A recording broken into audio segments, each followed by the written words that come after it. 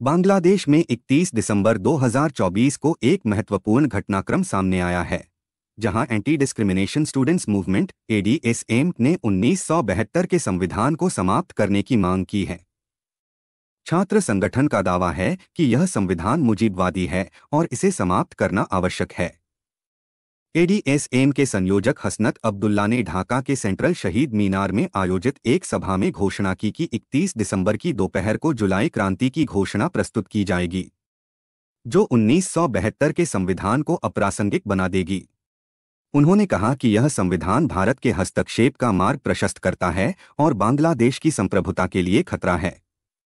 इस घोषणा के बाद बांग्लादेश नेशनलिस्ट पार्टी बीएनपी ने एडीएसएम की भाषा को फांसीवादी करार दिया है। बीएनपी के स्थायी समिति सदस्य मिर्जा अब्बास ने कहा कि 1972 का संविधान लाखों शहीदों के बलिदान का परिणाम है और इसे समाप्त करने की मांग विभाजनकारी है। बांग्लादेश का संविधान 4 नवंबर 1972 को अपनाया गया था और 16 दिसंबर 1972 को प्रभावी हुआ।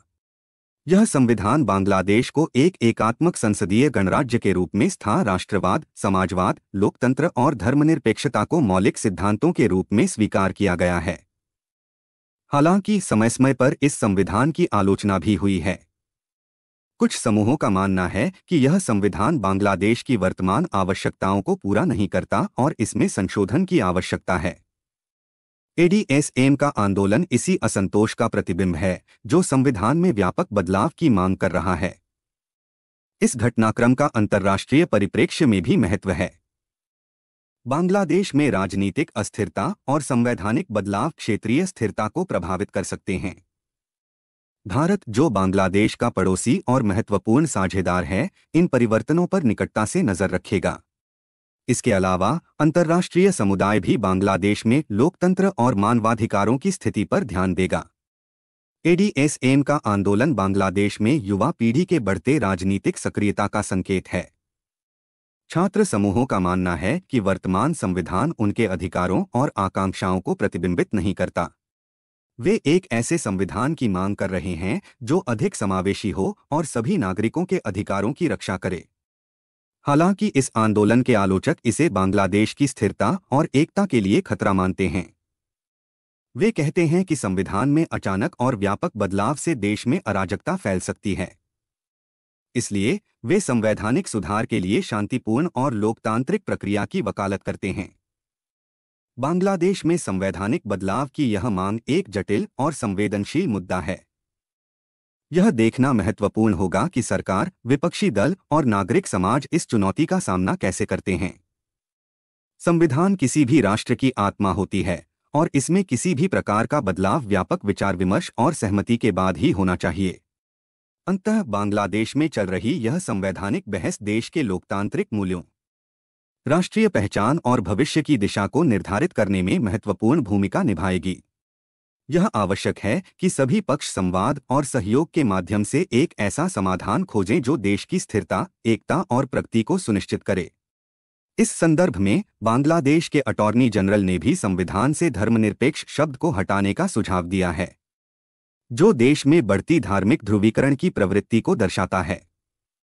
इस प्रकार बांग्लादेश में संवैधानिक सुधार की यह मांग न केवल आंतरिक राजनीति बल्कि क्षेत्रीय और अंतर्राष्ट्रीय संबंधों पर भी गहरा प्रभाव डाल सकती है। यह समय बताएगा कि बांग्लादेश इस संवैधानिक संकट से कैसे उबरता है और अपने लोकतांत्रिक मूल्यों को कैसे संरक्षित करता है। बांग्लादेश में 2024 की शुरुआत से ही सत्तारूढ़ अवामी लीग और विपक्षी दल बांग्लादेश नेशनलिस्ट पार्टी बीएनपी के बीच तीखा राजनीतिक संघर्ष देखने को मिला। शेख हसीना के नेतृत्व वाली सरकार पर विपक्ष ने भ्रष्टाचार, सत्ता के दुरुपयोग और लोकतांत्रिक मूल्यों की अनदेखी करने के आरोप लगाए। दूसरी ओर सरकार ने विपक्षी नेताओं पर हिंसा और अराजकता फैलाने के आरोप मढ़े। 2024 में एंटी डिस्क्रिमिनेशन स्टूडेंट्स मूवमेंट एडीएसएम ने 1972 के संविधान को बदलने की मांग करते हुए बांग्लादेश की राजनीतिक स्थिति को और अधिक जटिल बना दिया। एडीएसएम ने आरोप लगाया कि वर्तमान संविधान मुजीबवादी विचारधारा को प्राथमिकता देता है, जो देश के विविधतावादी और आधुनिक जरूरतों को पूरा नहीं करता। इस आंदोलन ने देश में एक नई बहस को जन्म दिया और युवाओं को सक्रिय राजनीति में भाग लेने के लिए प्रेरित किया। साल के उत्तरार्ध में आगामी संसदीय चुनावों को लेकर तनाव चरम पर पहुंच गया। विपक्ष ने चुनाव प्रक्रिया की निष्पक्षता पर सवाल उठाते हुए अंतर्राष्ट्रीय पर्यवेक्षकों की तैनाती की मांग की। वहीं सत्तारूढ़ दल ने इसे आंतरिक मामलों में विदेशी हस्तक्षेप करार दिया। इस मुद्दे ने अंतर्राष्ट्रीय समुदाय का ध्यान आकर्षित किया, खासकर भारत, अमेरिका और यूरोपीय संघ का, जो बांग्लादेश की राजनीतिक स्थिरता में रुचि रखते हैं। बांग्लादेश में राजनीतिक दमन और मानवाधिकार उल्लंघन की खबरों ने अंतर्राष्ट्रीय स्तर पर चिंता बढ़ाई। विपक्षी नेताओं और कार्यकर्ताओं की गिरफ्तारी, पुलिस द्वारा प्रदर्शनकारियों पर बल प्रयोग और प्रेस की स्वतंत्रता पर अंकुश जैसे मुद्दों ने लोकतांत्रिक प्रक्रियाओं की प्रामाणिकता पर सवाल खड़े किए। बांग्लादेश की आंतरिक स्थिति का प्रभाव इसके पड़ोसी देशों पर भी पड़ा। भारत, जो बांग्लादेश के साथ घनिष्ठ संबंध साझा करता है, ने वहां की राजनीतिक अस्थिरता को लेकर चिंता व्यक्त की। इसके अलावा चीन और अमेरिका जैसे बड़े देश भी बांग्लादेश की स्थिति पर नजर बनाए हुए हैं, क्योंकि यह क्षेत्रीय स्थिरता और रणनीतिक संतुलन के लिए महत्वपूर्ण है। 2024 का साल बांग्लादेश के लिए राजनीतिक अस्थिरता, संवैधानिक विवाद और लोकतांत्रिक प्रक्रिया पर गंभीर सवालों का साल साबित हुआ। यह देखना बाकी है कि 2025 में ये तनाव किस दिशा में जाएंगे और बांग्लादेश अपनी राजनीतिक और सामाजिक चुनौतियों से कैसे निपटेगा।